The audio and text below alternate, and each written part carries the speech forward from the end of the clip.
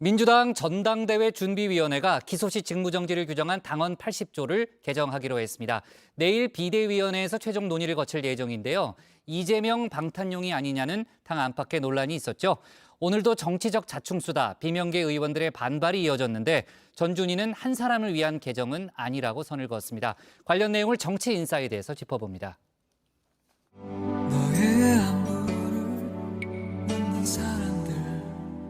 누구 하나를 위해서 당헌 당규를 개정한 것은 아닙니다. 민주당 전당대회 준비위가 당헌 80조 개정안을 의결했습니다. 기존에 기소 시 당직 정지에서 하급심 유죄 판결 시 당직 정지로 문구를 바꿨는데요. 이미 어느 정도 예상했던 결과죠.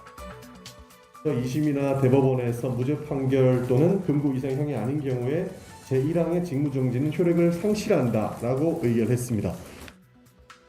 당헌 80조 개정 문제, 당 안팎에선 위명설법이란 비판도 나왔었는데요. 전준희와 당 지도부는 이재명 후보를 위한 조치가 아니다. 다시 한번 선을 그었습니다. 당헌 80조 개정, 이게 논의가 시작된 배경 자체가 이재명 후보 의원의 지지층이 청원을 올렸기 때문에 하는 건지. 오비락이라고 할까요? 전준희가 7월 20일경부터 이미 논의를 해왔습니다. 당헌 당규 분과위원회에서 논의한 지 꽤 됐고 그 과정에서 전준희 의원들도 상당한 논의를 깊게 토의를 해왔다는 말씀을 드립니다. 이른바 사법 리스크, 이 후보만의 문제도 아니라는 겁니다. 사실 좀 기소될 가능성이 있는 의원들은 친문 성향 의원이 더 많아요. 그래서 제가 그거 보호하려고 지금 그러고 있는데 갑자기 그 이재명 지키기다 하고 공격을 하길래 아이씨 하지 말아버릴까 그러면 그 여기에 관련된 의원 중에 누가 기소당하잖아요. 그럼 지역위원장을 내놔야 돼요. 반면 당헌 80조가 문재인 대표 시절 야당 때 만들어진 거다. 그때는 검찰이 우호적이었느냐 반론도 나오고 있죠. 박근혜 정부 때의 검찰은 우리한테 우호적이었나요? 그러지 않았잖아요. 근데 왜 이제 와서 이 조항을 바꿔야 된다고 하는지 모르겠다. 이러니까 제가 긁어부스럼 논란이 될 거고, 또 자충수라는 악수 중에 악수, 자충수를 지금 정치적 자충수를 놓고 있는 거 아니냐. 박근혜 정부의 검찰, 사실 민주당을 털래야 털 수 있는 게 별로 없었습니다. 이미 이명박 정부에서 노무현 정부와 민주당 인사들을 탈탈 털었었죠. 하지만 지금은 상황이 좀 다릅니다. 민주당에서 국민의힘으로 정권이 바뀌었습니다. 최근 윤석열 대통령의 국정 지지율이 바닥을 치고 있는데요. 이른바 윤핵관의 입에서 나온 지지율 하락의 원인, 적폐청산을 하지 않았다는 게 그 이유였습니다. 역대 모든 정권이 정부 출범 초기에 이 지난 정부에 대한 단죄를 하고 또 평가를 하면서 적폐청산이라는 이름으로 사법처리를 해왔습니다.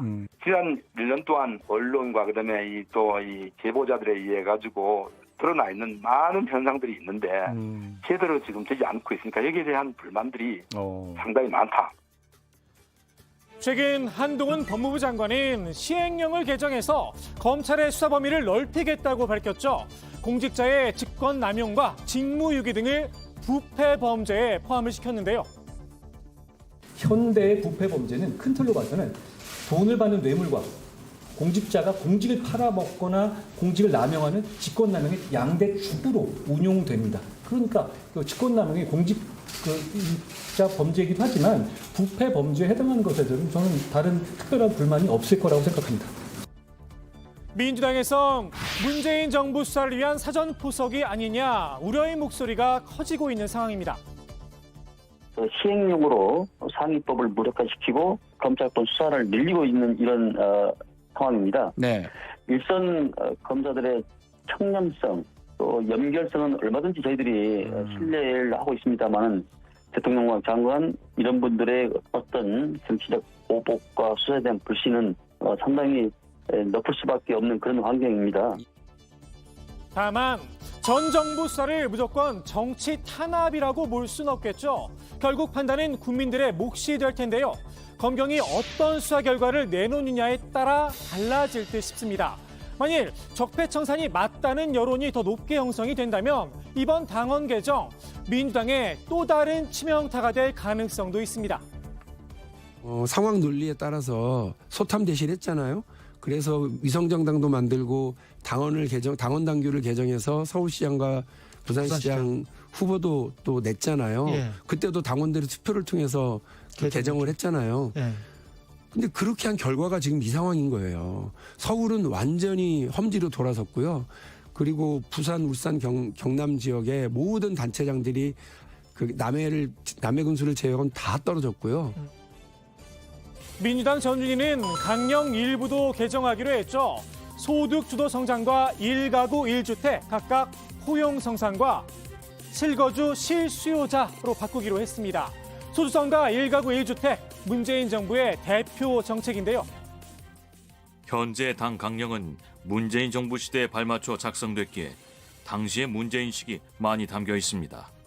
새 강령에는 현 시기에 부응하는 인식을 충분히 담아내는 것이 필요합니다.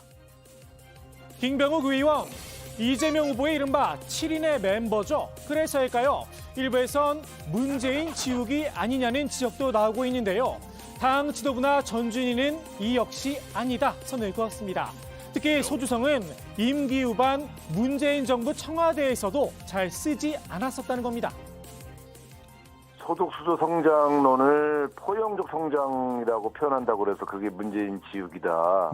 그건 좀 앞뒤가 안 맞죠. 왜냐하면 포용적 성장도 문재인 정부의 가장 중요한 방향인데, 그래서 문재인 대통령 때 청와대도 한 2년 지난 다음부터는 소주성 얘기를 안 했잖아요. 소득주 성장을 포용 성장으로 예. 개정할 필요성이 강하여 93.2%의 의원님들의 동의를 받았고 이 부분에 대해서 6번의 전문가 토론과 관련 당내 의원님들이 참여해서 심도 있게 이미 토론을 한 달 반 이상 했다, 그런 말씀을 드립니다. 다만 소주성에 대한 평가, 친명계 내에선 좋지만은 않은 듯합니다. 이제 소득 주도 성장의 장점이 노동자나 임금을 높임으로써 소득이 올라가고 그러면 경제가 나아질 거다라고 하는 논리였는데 뭐 그런 부분에서 소상공인이나 이런 분들이 일정 부분 타격이 좀 있어 왔습니다. 그래서 현장에 맞게 가야 된다라고 하는 것에 저는 동의하고요. 1가구 1주택을 실수요자로 바꾸는 방안, 참여연대에선 보수 정부의 집부자 감세 정책과 같다 우려의 목소리를 냈는데요. 이재명 후보의 생각은 좀 다르죠. 지난 대선 경선 기간에 이른바 생필품론을 내놨었습니다. 실주거용 1주택 또는 2주택에 대해서는 실제 거주한다면 이건 생필품에 해당되기 때문에 생필품에 중원하는 보호를 해야 합니다. 여기 지방 경치 좋은 곳에 소위 세컨하우스라고 하는 것을 별장을 만들어서 주말이나 이럴 때 실제로 이용한다면 그걸 2주택이라고 해서 제재할 필요는 없는 겁니다. 문재인 지우기냐, 계승 발전이냐, 아니면 전혀 새로운 이재명의 민주당이냐, 민주당의 항로, 일단 전당대회 결과를 지켜봐야 할 듯합니다.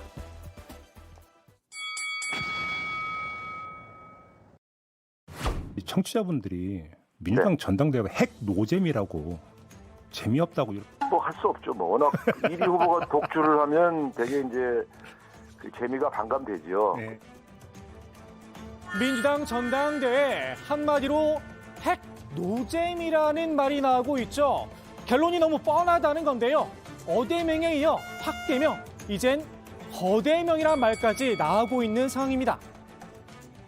언론에서는 뭐 어대명은 너무 확대명이다 이렇게 보는데 현장에서 제가 보면은 거대명이에요. 거대명? 거의 대부분은 이재명이에요. 아, 거의 대부분은 이재명? 예, 현장 분위기는 더 쏠림 현상이 있어요. 유일무이한 변수, 이른바 97그룹 단일화였는데요. 인심과 당심이 확인되는 방식이면 어떤 방식이든 강훈식 후보가 제안하는 방식으로 단일화를 이뤄낼 의미가 있다는. 강훈식 후보, 후보직을 사퇴했지만 단일화에 대해선 응답하지 않았습니다. 두 분 중 누가 당대표가 되더라도 그런 가슴 뛰는 민주당을 만들 수 있게 가장 낮은 곳에서 헌신적으로 돕겠습니다. 이재명의 연합이나 그런 역할을 하실 생각이 있는지 궁금합니다. 저는 반명 단일화만으로 민주당을 이끌 수 없다고 수차례 말씀드렸습니다. 강 후보, 어쩌면 박 후보의 요청대로 당심과 민심을 확인한 결론인지도 모르겠습니다. 현재까지 권리당원 투표 결과 이재명 후보가 73%의 득표율로 압도적인 우세를 보이고 있죠. 민심은 당심보다 한층 더 이 후보에게 쏠렸습니다. 1차 국민 여론조사 결과 이 후보의 지지세가 80%에 육박했습니다. 역선택 방지 조항으로 국민의힘과 정의당 지지층은 조사에서 빠졌는데요. 민주당 지지층과 무당층의 선택, 말 그대로 거대명이었습니다. 지금 사실상 김대중 대통령 옛날 평민당 새정치 국민회의 때보다도 오히려 이재명 후보가 능가하고 있잖아요. 국민 지지도가 80%, 79.몇%, 80% 나오면은 이건 끝난 거죠. 당심, 민심. 비록 단일화엔 실패했지만 1대1 구도를 만드는 데는 일단 성공을 했죠. 박용진 후보는 아직 끝난 게 아니다. 다시 전의를 불태웠는데요. 이제 1대1 대결 아닙니까? 네. 토론을 하더라도 이제 이재명 후보가 피하거나 숨을 곳은 없게 됐고 저하고 1대1로 토론하고 그리고 구도도 분명해졌기 때문에 저는 다르게 움직여 나갈 수 있을 거라고 생각을 합니다. 권리당원 숫자가 많은 호남과 서울 경기 지역 경선이 남아있죠. 충분히 반전의 기회를 만들 수 있다는 겁니다.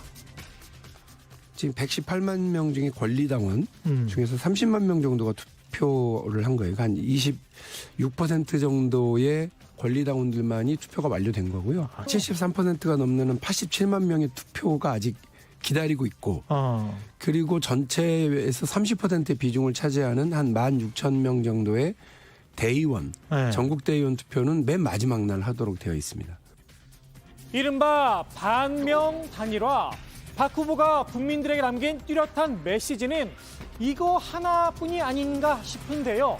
이젠 새로운 전략이 필요할 때가 아닐까 싶습니다. 오늘의 정치인사이드 이렇게 정리합니다.